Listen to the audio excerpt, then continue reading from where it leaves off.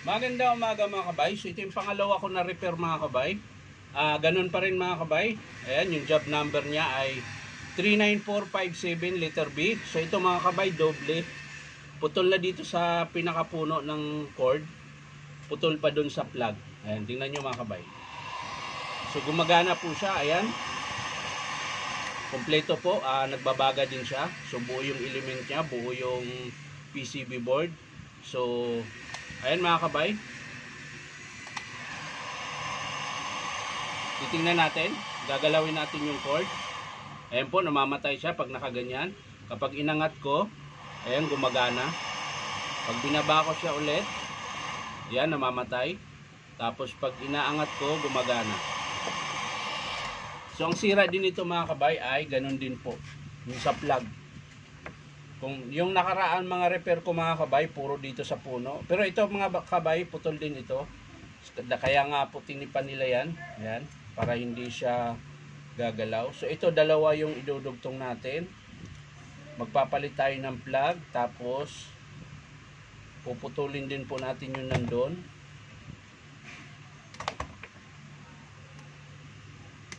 So ayan mga kabay, sa pinakapuno po talaga siya naputol. Ayan. Ayan. So ganun din po dun sa isa.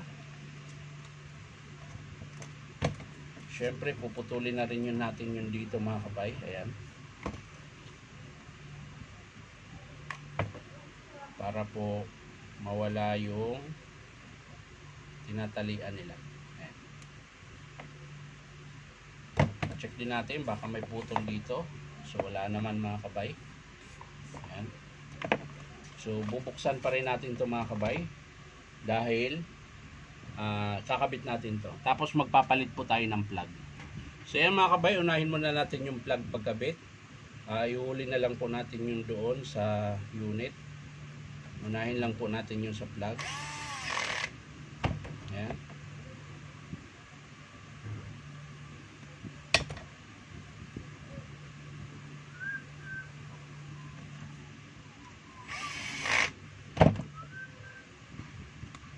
So yan mga kabay, okay na.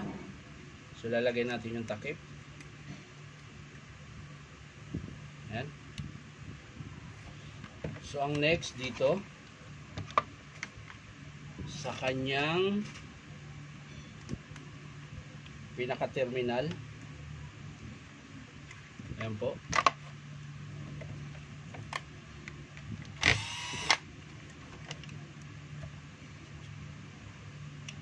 So yan mga kabay, putol din po yan. So ito yung kakabit natin. Yan.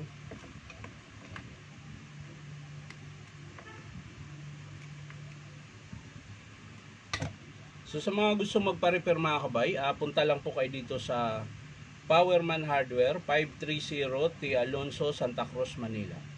Yan. Hanapin nyo lang po yung signboard na nakalagay DeWalt.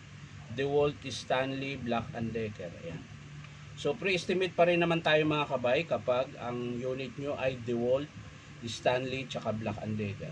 Pero pag ibang brand mga kabay, meron po kaming charge sa labor na 200. Hindi po kami pre-estimate sa ibang brand. Ayan. DeWalt lang po tsaka Stanley Black & Decker.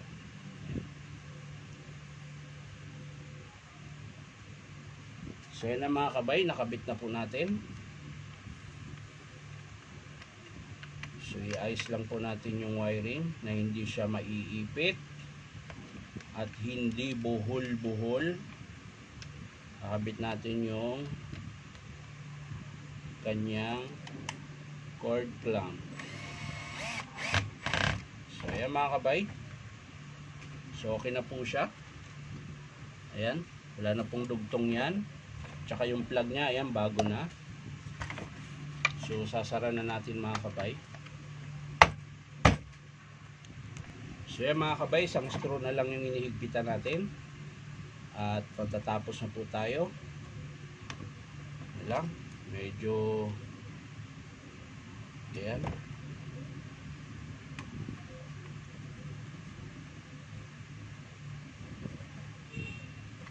So yun na mga kabay, testing natin ulit.